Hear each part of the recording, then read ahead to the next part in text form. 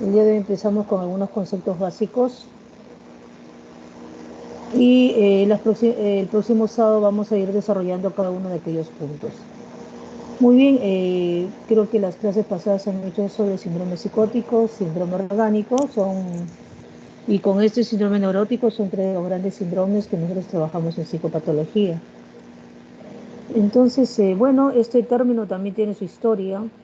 Y dentro de esto cabe mencionar de que pues se dice de que es el término que más confusión en la historia de la medicina se ha originado. Ha tenido tres etapas para conceptualizar este término. En una primera etapa se hablaba de una disfunción nerviosa. El autor Cullen en 1777 determinaba que una persona tenía neurosis cuando no presentaba ni fiebre ni lesión anatomopatológica. No, es decir, en el análisis de cadáveres pues no se encontraba ningún tipo de lesión. Earle en 1874 ya habló de organeurosis, que tendría o estaba implicado el síndrome nervioso vegetativo y también las hormonas. En algún momento Charcot y Janet de la escuela francesa, ¿aló? Comentaban que era una enfermedad o decían o propusieron el concepto de neurosis para enfermedad de la imaginación o en personas sugestionables. Y luego viene ya la época de la teoría psicoanalítica, encabezado por Freud. Él determinaba que neurosis era un fracaso ante un conflicto interno externo, ¿no? Entonces, desde finales del siglo XIX ya hay una concepción mucho más personalista. Muy bien, y continuamos con esto de la historia. Como decíamos, Cullen empezó a utilizar este término pues en algún curso que dio en Edimburgo a estudiantes de medicina en 1766. Creó este término bastante genérico para designar el conjunto de afecciones de la sensibilidad y la motricidad, pero sin fiebre y sin relación con algún órgano. No se encontraba una base anatomopatológica. Entonces, bueno, ante la disección de cadáveres no encontraba ningún tipo de lesión. Charcot, de la escuela francesa entre 1825 y 1893, dice, ante el fracaso de la anatomía patológica de cómo demostrar este tipo de afecciones, él postula una afección funcional, ¿no? Entonces Charcot es quien trató de precisar los trastornos funcionales de la histeria y empiezan a manejar este término de la histeria. En la terminología de Janet, que es otro estudioso francés, que iba a marcar a todos los clínicos franceses del periodo de entre las guerras, la neurosis pasaba a ser una enfermedad de la personalidad, ¿no? Tenía que ver más con cada uno de los individuos, caracterizado por conflictos psíquicos que perturban las conductas sociales, ¿no? O sea, son conflictos internos que de alguna manera alteraban el comportamiento. Él distinguía dos tipos de neurosis: la histeria, en la cual había una retracción del campo de la conciencia, ¿no? Donde había una alteración de la conciencia, y la psicastenia, en la que se ponía de manifiesto un debilitamiento de la función de adaptación a la realidad, ¿no? Es la manera como nosotros nos adaptamos a cualquiera de los estresores que se nos va presentando pues, durante la vida cotidiana, ¿no? Todos nosotros tenemos una manera de actuar ante la diversidad de problemas que nos acontece día a día, ¿no? Entonces, de acorde a nuestra estructura de personalidad, vamos nosotros resolviendo, ¿no? Muy bien. Entonces, Freud, como por último les decía, ¿no? Otro de los grandes épocas en cuanto a la denominación de las neurosis, ya él utilizó este término para describir un conjunto de síntomas y tratar de indicar una etiopatogenia, ¿no? Entonces él, como ustedes ya sabrán, pues se manejaba mucho lo que era la teoría sexual, ¿no? Entonces él básicamente lo traducíamos como conflictos inconscientes. Tenía mucho que ver con el complejo de Edipo no resuelto, ¿no? Y con la cuestión de la libido. Se dice que cuando estas dos situaciones no se manejan, no se resuelven en su momento, esto va generando angustia en la persona. Entonces, al provocar este tipo de angustia, se van a poner en marcha una serie de mecanismos de defensa, ya sean conscientes o inconscientes, ¿no? Entonces, ustedes saben, como mecanismo de defensa, pues tenemos la proyección, la negación, la racionalización, ¿no? Que son conceptos que ustedes en algún momento pues han escuchado, ¿no? Entonces se dice que cuando nosotros tenemos una serie de conflictos en nuestro interior, nosotros ponemos en marcha una serie de mecanismos de defensa, ¿no?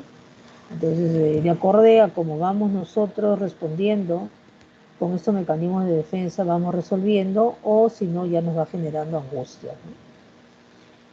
Los tipos de mecanismos de defensa, dice, que se ponen en juego están vinculados con la etapa del desarrollo sexual infantil, ¿no? Como les decía, pues aquí muy importante es el poder resolver el complejo de Edipo, ¿no? En la cual a determinada edad, pues nosotros nos identificamos con el progenitor del otro sexo, tenemos un apego hacia el progenitor del otro sexo, y entonces la resolución pues sería de que luego, pasada esta etapa, ya uno empieza a estar, o uno empieza a relacionarse más con el progenitor del mismo sexo, ¿no? Si no resolvemos este complejo de Edipo, complejo de Electra, en nuestras épocas infantiles, a futuro, en nuestra elección de parejas, vamos a tener algunos problemas, ¿no? Los síntomas, dice, constituyen un resultado final denominada transacción. El individuo, por un lado, que es el que se nos presenta como evidente para todo, padece, o sea, conductualmente nosotros vemos una serie de síntomas, y por el otro lado se puede ver, dice, evidente el proceso psicoanalítico, donde el individuo obtiene un beneficio secundario, ¿no? Entonces, una de las características también de estos procesos neuróticos es que de alguna manera la persona, el individuo, va a obtener un beneficio secundario, que esto va reforzando pues de que la sintomatología eh, eh, perdure, ¿no? En el tiempo, porque de alguna manera hay alguna ganancia secundaria, no necesariamente voluntaria, ¿no? Sino que de una manera inconsciente. Entonces, los autores pues se han percatado, los diversos autores en las diversas épocas, del carácter heterogéneo de estas afecciones clasificadas bajo la denominación de neurosis, ¿no? Más adelante se voy a explicar, o les voy a nombrar, y luego en la próxima clase vamos a desarrollar todas las nosologías que existen dentro de las clasificaciones, que están dentro de lo que denominamos nosotros síndromes neuróticos, ¿no? Es una lista, ¿no? de afecciones, y, y cada una de ellas con sus características, ¿no? Por eso se dice, ¿no? El carácter heterogéneo de todas estas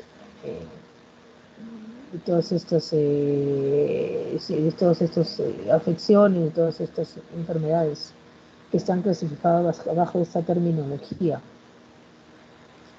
Entonces se desprende pues progresivamente afecciones de las cuales se supone con fundamento la existencia de una lesión del sistema nervioso, y por otro lado, en la frontera móvil que lo separa de las enfermedades mentales, el grupo de la neurosis tiende a anexarse a cuadros clínicos, por ejemplo, como obsesiones, como fobia, que algunos autores antes clasificaban entre la psicosis, ¿no? Pero que hoy en día sabemos que están dentro de la realidad, ¿no? Que tiene sus características y está considerado dentro de los trastornos neuróticos.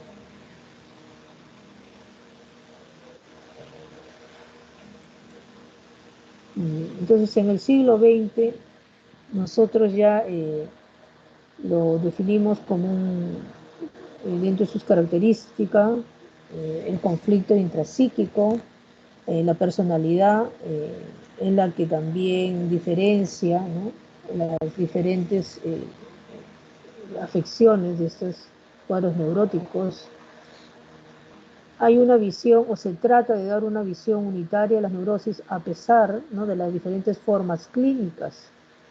Esta base constitucional está influenciada por el ambiente, especialmente vivencias de la infancia, ¿no? Entonces, dentro de los trastornos neuróticos, nosotros tenemos que indagar mucho los antecedentes, la biografía, ¿no? La manera como ha transcurrido tanto su infancia, su adolescencia, que de alguna manera, que no, si sufre un niño de violencia, de semiabandono de parte de los progenitores, esto va a determinar que en el futuro pueda eh, cursar, ¿no?, con algún tipo de afección neurótica, ¿no? Entonces se habla de un factor general de neuroticismo donde va a tener que ver la carga biológica y la hereditaria, ¿no? O sea, la manera como está viviendo o su manera ambiental o su modo de crianza o la manera como está viviendo y transcurriendo su niñez, ¿no? Y la carga biológica, lógicamente, tiene mucho que ver en nuestra predisposición para hacer enfermedades. Entonces, en el DSM-3, ya en 1980, desaparece el término neurosis, dice, por una reacción al influjo psicoanalítico en Estados Unidos. Entonces, hoy en día ya dentro de las clasificaciones, nosotros que utilizamos la clasificación de la Organización Mundial de la Salud, denominado CIE-10, ahí, bueno, hay un listado largo y más o menos en 21 categorías. Luego de ahí lo vamos a nombrar, dentro de ellos están los trastornos de ansiedad, los trastornos disociativos, la somatización también. Ha desaparecido ya desde el 1980 la denominación de personalidad neurótica, ¿no? Pero de todas maneras este concepto de neurosis tienen que ver, o es una de las características de varios trastornos de personalidad, que sí está en el listado de las clasificaciones. Por ejemplo, en los tipos de personalidad por evitación, en las pasivas agresivas, en las dependientes, ¿no?, en las personalidades obsesivas. Allí nosotros también vamos a encontrar como rasgo característico la neurosis.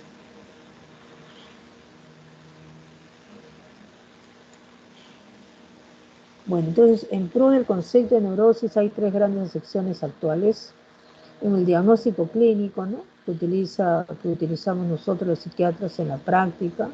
O sea, son casos que nosotros vemos, son características que nosotros observamos en la práctica, sobre todo en la consulta externa.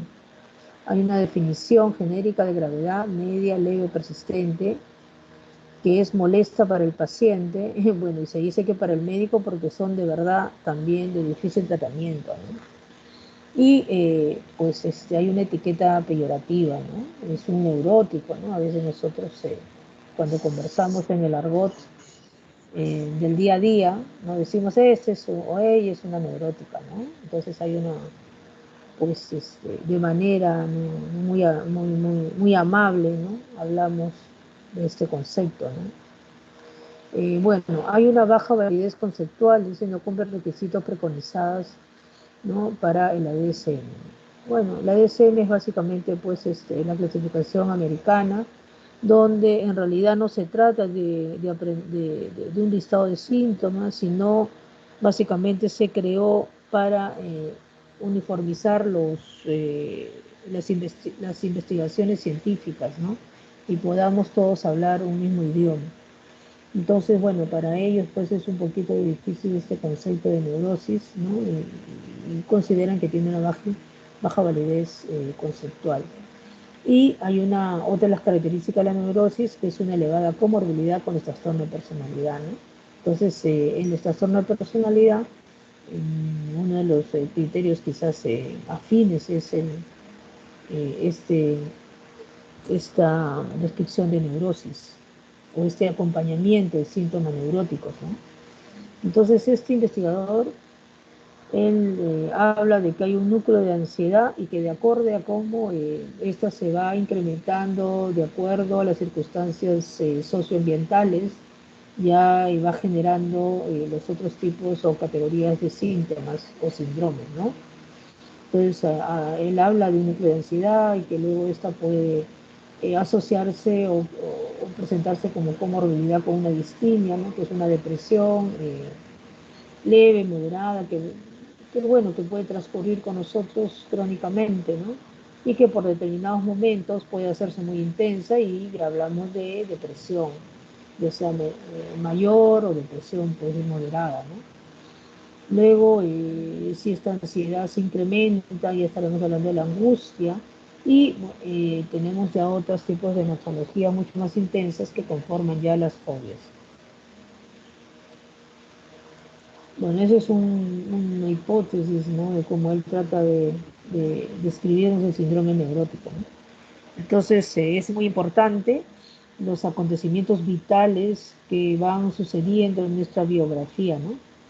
sea, el estrés es muy importante sobre la predominancia de los síntomas. Entonces, generalmente dice este investigador de que pues ante una persistencia de ansiedad o de que siempre va acompañado de esta ansiedad, ¿no? De una depresión, de una depresión leve de fondo, ¿no? Y luego va a ver que, o le voy a mostrar que hay una categoría denominada trastorno mixto de ansiedad y depresión, ¿no? O donde justamente se va a asociar estos dos sintomatología o estos dos síndromes. Bueno, el otro criterio, ¿no? de Peter Tyler dice la falta de jerarquía de los síntomas para generar diagnósticos, ¿no? Ahí es poco fiable la separación de los síndromes de ansiedad y depresión, ¿no? Hay postura de que básicamente están asociados, ¿no? Si hay ansiedad, por ahí hay depresión, aunque sea leve, ¿no? Falta de estabilidad de los diagnósticos, evolución imprevisible, ¿no? Postula que pues en el transcurso del tiempo los diagnósticos dentro del síndrome neurótico, de los trastornos neuróticos pueden ir mudando, ¿no?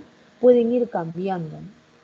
Entonces por eso habla de la falta de estabilidad, ¿no?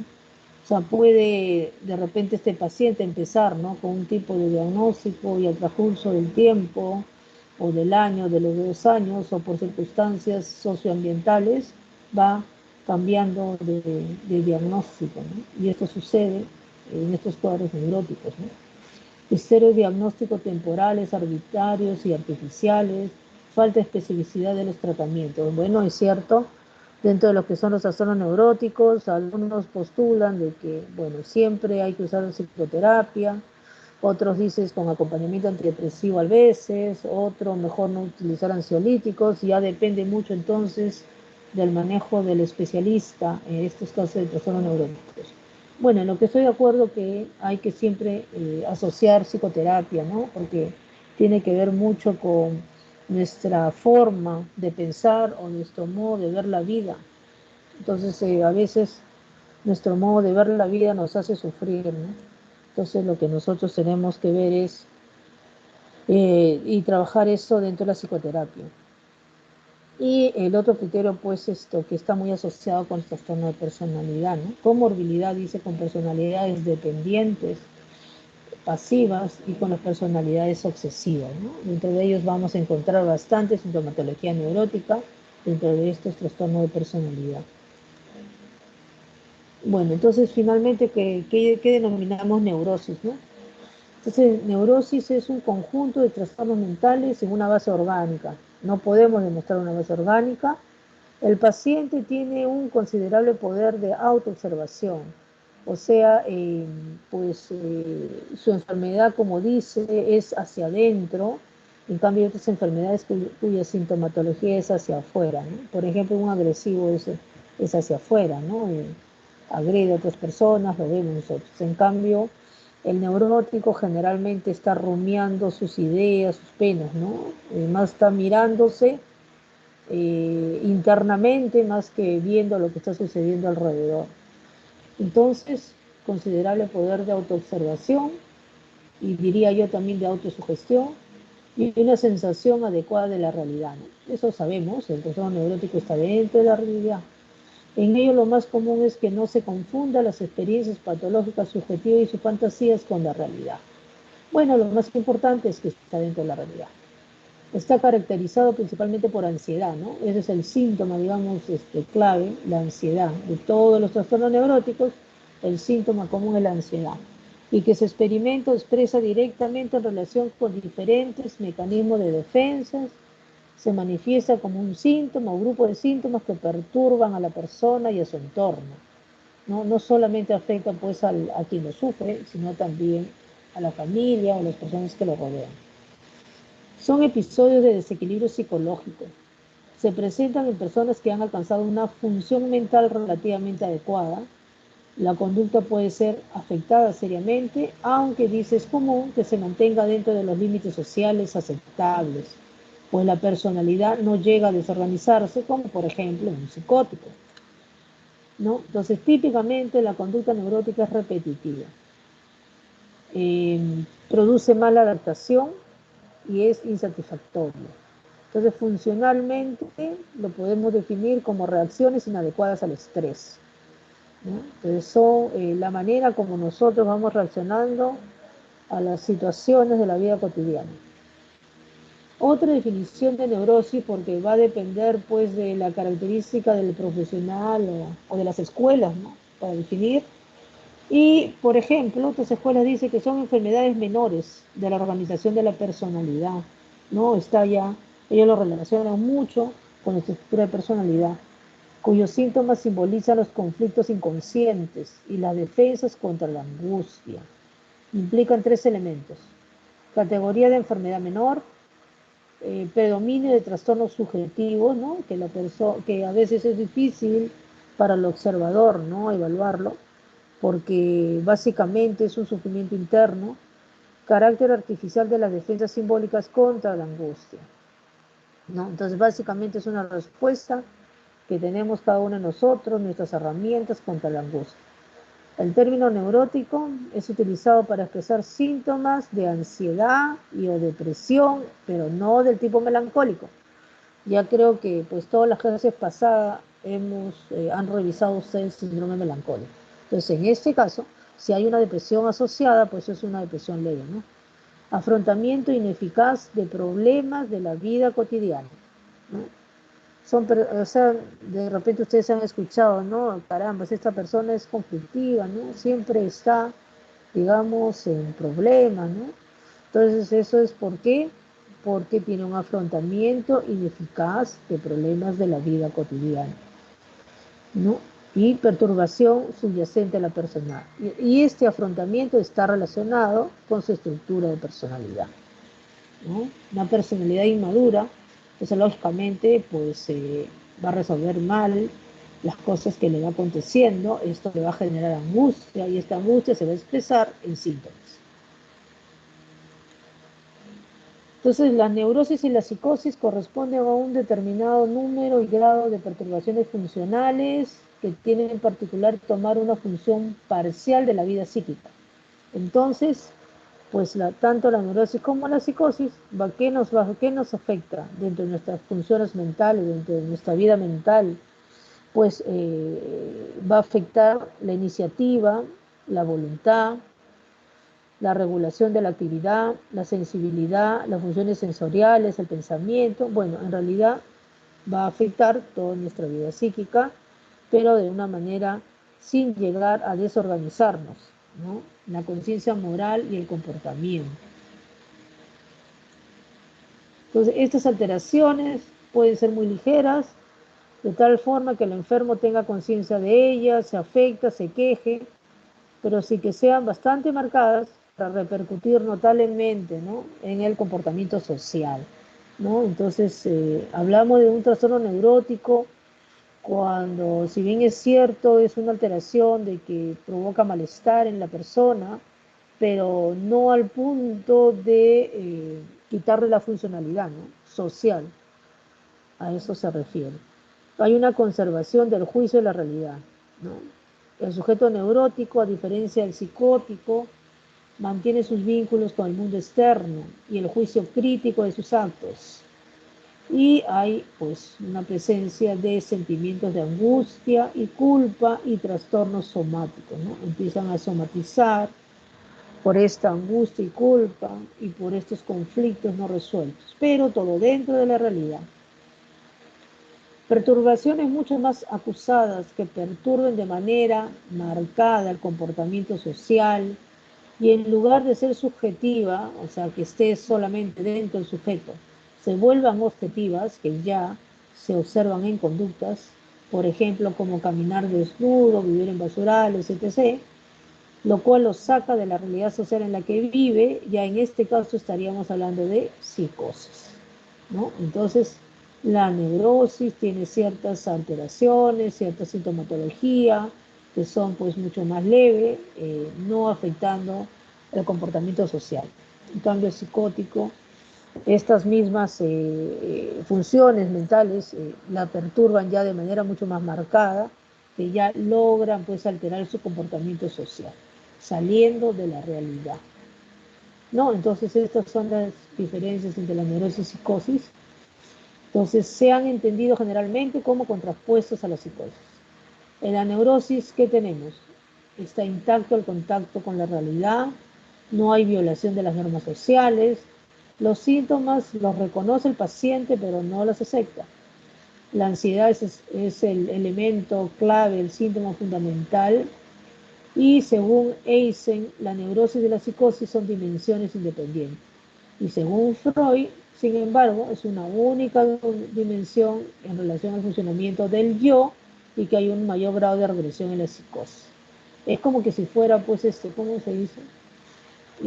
Claro, como que hubiera un principio y un fin, ¿no? De repente todos empezamos con síntomas leves y conforme estos síntomas se vayan acentuando, ya vamos cambiando de psicopatología hasta el extremo de la alteración psicopatológica que sería la psicosis, ¿no? Bueno, entonces en términos psicodinámicos, ¿no? En cuestiones psicoanalíticas, se interpreta como originados por conflictos psíquicos conocidos con el término de neurosis, y el niño, dice, puede desencadenar una reacción neurótica ante el nacimiento de un hermano, por ejemplo, se puede volver muy ansioso, se puede orinar en la cama, ¿no? Asistir a una discusión de los papás, ¿no? El inicio de la escuela, ¿no? Hoy en día, por ejemplo, después de tanto tiempo, los niños de estar encerrados todos los días juntitos a los papás, van a tener que separarse, iniciar la escuela. En algunos niños puede desencadenar alguna reacción neurótica. Entonces, estos acontecimientos externos provocan intensas vivencias y que van movilizando temas profundos en la personalidad del niño. El niño con poca capacidad de mecanismo de defensa hace momentáneamente, ¿no?, síntomas neuróticos. Por eso nosotros, cuando trabajamos con niños y adolescentes, hablamos de ciclos evolutivos, ¿no? Porque ellos están cambiando, su cerebro no ha terminado de madurar, y entonces en el tiempo pueden modificarse todas estas sintomatologías, ¿no? Por eso hablamos acá de momentáneamente síntomas neuróticos, que son formas, dice, de elaborar el conflicto que se están presentando. Después de un tiempo los síntomas pueden desaparecer y la conducta normalizar. Las reacciones neuróticas son muy frecuentes en la infancia. ¿Y cómo se expresan psicológicamente? Como pataletas, como pavor nocturno, ¿no? Eso de levantarse a la mitad de la noche gritando, llorando, luego se acuesta, al día siguiente no se acuerda que se ha despertado. Eso es pavor nocturno, se presenta en los niños y a veces desaparece solo también. Pero hay que indagar porque es una expresión de una angustia diurna, ¿no? Entonces hay que indagar qué está pasando. Pesadillas casi diaria, masturbación persistente, ¿no? También es una reacción. Eh, Fuga del hogar por tristeza, ideas obsesivas, actos compulsivos, el hablar dormido, la somniloquia, la succión del dedo, ¿no?, del pulgar. La succión del pulgar también es un mecanismo de defensa, es una reacción neurótica. De repente el niño está sintiéndose un poquito eh, temeroso, angustiado por algo, ¿no? La onicofagia, el morderse las uñas, la tartamudez, ¿no?, que también se puede presentar en niños y que puede desaparecer 8 o 10 años solo. Los tics, la tricotilomanía, que ya son, que ya es más intenso, ¿no? Donde pues se arranca los cabellos y se los come, y luego hacen pues la bola esta de pelos, ¿no? Y si es que persiste, ¿no?, en el tiempo, ¿no? Pero ya es una reacción mucho más compleja y más intensa que las anteriores. El bruxismo, ¿no?, que es el rechinar de los dientes, la rinomanía, ¿no?, la, la cuestión de la congestión o de estar haciendo ruidos de manera nasal, la enuresis nocturna, ¿no? Los niños, hay algunos chicos que no logran, o sea, controlan a los 3 años, pero luego a los 5 o 6 empieza a orinarse en la cama. Algunos lo resuelven solo a los 12 años, ¿no? Otros pues a veces continúan un poquito más, les genera mucho problema, ¿no? Niños a veces que quieren ir a campamentos, quieren ir a disfrutar con con los amiguitos, muchas veces no puede disfrutar de eso, ¿no? Por la enuresis. Pero esto finalmente es una reacción neurótica, la encopresis diurna, ¿no? O sea, aquellos niños que manchan su truza y que ya estos niños creo que ni sienten el olor, pero sí pues todo lo que está alrededor, también les genera mucho problema a nivel escolar. La hiperhidrosis, ¿no? Que es el aumento de la sudoración, la hiperquinesia, los movimientos, y otros marcadamente somáticos, dice, como los vómitos, las diarreas, los dolores de cabeza, ¿no? Entonces hay pues un abanico grande de síntomas donde la ansiedad pues es predominante. Eh, bueno, siguiendo pues todos estos conceptos medios psicodinámicos, la mayoría de las pérdidas del objeto amoroso no se manifiestan en forma de depresión, sino en síntomas psicosomáticos. Las mamás informan que entre los 6 y 8 meses de edad, a veces, su hijo presentó vómitos, eczemas, cólicos, diarreas, que son síntomas de una mala relación entre mamá e hijo, ¿no? Entonces hay que indagar de pronto en niños que van presentando una serie de síntomas psicosomáticos que ya han descartado toda organicidad posible, pero persiste. Entonces, cómo está dándose esa relación entre mamá e hijo, ¿no? Cómo se está manejando eso, ¿no? Si es que está siendo satisfactorio para el niño los cuidados que está teniendo la mamá, ¿no? Si es que cuando el niño está solicitando cuidados o hambre o frío o qué sé yo, un poco de cariño, si es que la mamá percibe esos signos e inmediatamente responde, ¿no? Y en ese momento satisface esas necesidades, ¿no? El niño deprimido se manifiesta triste, pasivo, sin ganas de relacionarse, con inhibición psicomotriz, ¿no? Más quieto, anoréxico, o sea, con problemas de la alimentación, con alteración del sueño. En el niño siempre hay que tener presente tres síntomas fundamentales que nos indican depresión, como son la tristeza, la inhibición psicomotora, ¿no? Un niño que deja pues de jugar, que deja de saltar, que deja de correr, y las ideas deliroides, ¿no? Bueno, son ideas que no llegan a la categoría de delirantes, ¿no? Pero de repente empieza a tener algunas ideas para el niño muy importantes, pero que de pronto no están, son un aumento, o sea, es la manera como el niño percibe lo que está pasando, ¿no? De repente un poco exagerado, ¿no? Pero un niño deprimido pues puede presentar estas características. Ahora en las características del síndrome neurótico básico, ¿no? De lo que nosotros, de lo que nos está trayendo el día de hoy, en qué momento nosotros decimos, bueno, este caso se trata de un síndrome neurótico, este caso se trata de un síndrome psicótico, o este caso se trata de un síndrome orgánico, ¿no? Entonces, cuando encontramos lo siguiente, hay conciencia de enfermedad mental, el paciente padece los síntomas, sabe que hay algo que tiene que tratar, que hay algo que tiene que modificar, porque sufre, ¿no? Hay una vivencia egodistónica. Egodistónica significa cuando uno sufre con los síntomas. En cambio, egosintónica es cuando uno, por ejemplo, el esquizofrénico no está delirando, pero no está sufriendo, está viviendo su psicopatología sin mayores cargas. En cambio, el neurótico sí, o sea, sufre bastante con las cosas que siente, ¿no? Y con las dificultades que tiene. Entonces, el paciente vive, dice, su patología como algo que no le pertenece, ajena a su yo. La ansiedad es otra característica que puede llegar al pánico. Busca ayuda, el neurótico busca ayuda especializada por propia iniciativa. Cumple con las indicaciones dadas por el especialista, se somete al tratamiento, ¿no? Su síntoma puede traer algunos problemas en la vida en sociedad. Este síndrome no puede diagnosticarse junto con el síndrome psicótico, o sea, nunca puede existir las dos cosas en un paciente, síndrome neurótico y síndrome psicótico, por el tipo de conciencia de enfermedad, ¿no? Así como el tipo de vivencia, o sea, son dos síndromes apartes, que entre ellos se excluyen. Los demás síndromes básicos sí pueden diagnosticarse hasta incluso juntos, A veces hay una difícil diferenciación con la psicosis, pues la histeria puede simularla. O sea, hay algunos cuadros histéricos que pueden simular una psicosis sin que lo sea.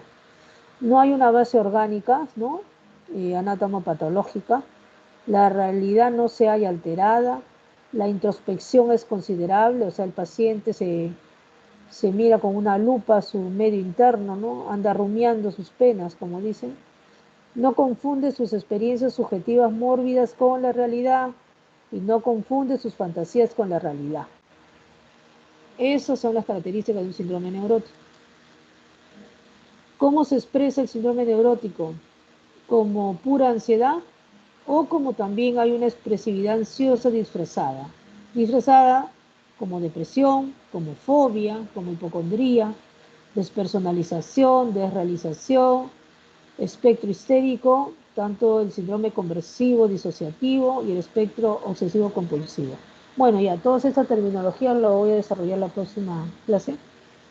Entonces nosotros dentro de este síndrome neurótico hablamos del síndrome neurótico de ansiedad o neurosis de ansiedad, del síndrome depresivo, del síndrome obsesivo, compulsivo, hipocondriaco, o de la neurosis o síndrome fóbico, de la neurosis neuroasténica, de la síndrome de despersonalización, de desrealización, el síndrome neurótico histérico, el síndrome conversivo, síndrome disociativo. Todo aquello cae dentro del síndrome neurótico básico. O sea, son muchos, ¿no? Entonces, según el tipo de neurosis, hay algunos síntomas. Entonces, la neurosis de angustia, entre la sintomatología vamos a encontrar pues dificultad para respirar, ¿no? Afonías, ¿no? No pueden hablar, están roncos, taquicardia, palpitaciones, pues, bueno, síntomas neurovegetativos, ¿no? Vómitos, diarrea, espasmos gástricos, contracciones faringias, o sea, como dice, no puedo pasar saliva, dicen. Temblores, cefaleas, zumbido en los oídos. Los síntomas psíquicos son sentimientos pues paralizadores y pesimistas, ¿no? Ya, presentimientos, amenazas, nuestras personas así tienen pues una idea muy catastrófica, ¿no?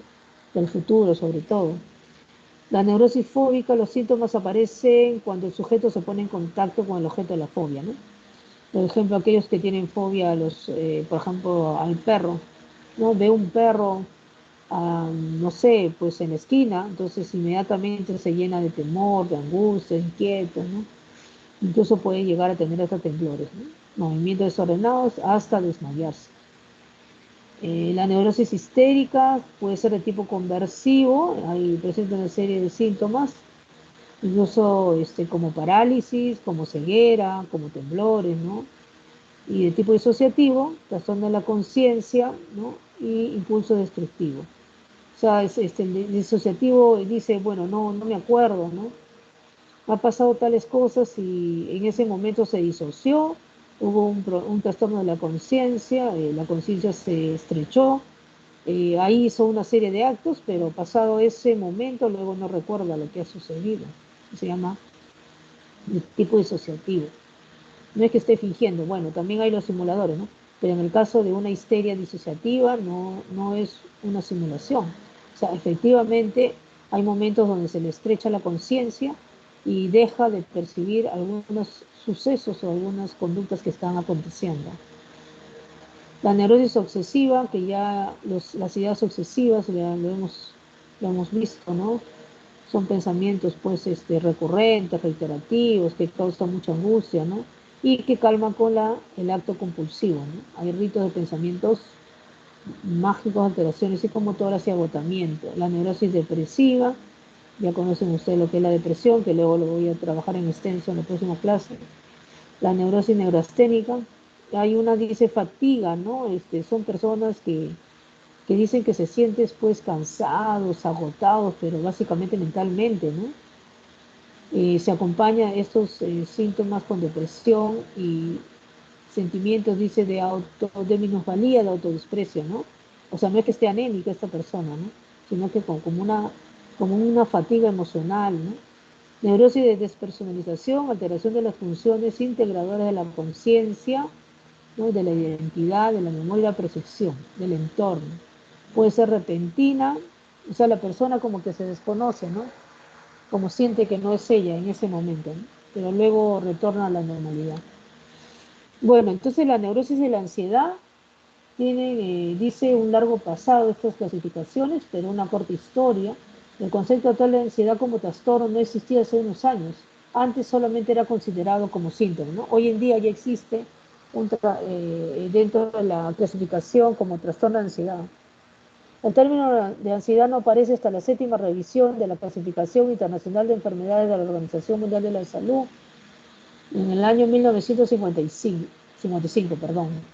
Freud desarrolló el concepto de neurosis de ansiedad. La ansiedad era una reacción emocional que servía para señalar la presencia de un peligro. La ansiedad constituía el componente central de la neurosis. Pues hay una ansiedad experimentada, ¿no? Ansiedad para describir los síntomas, malestar emocional de ansiedad. Seligman, que es otro autor, habla de ansiedad observada, que ya nosotros lo vemos como fobia, pánico, ¿no? Eso nosotros lo vemos conductualmente. Trastorno de ansiedad generalizada, el estrés postraumático. Ya esto es cuando ya le afecta ya la conducta, ¿no? La ansiedad experimentada es del paciente, la ansiedad observada es del médico, del psiquiatra, y la ansiedad inferida, la neurosis para describir los mecanismos de defensa contra la ansiedad.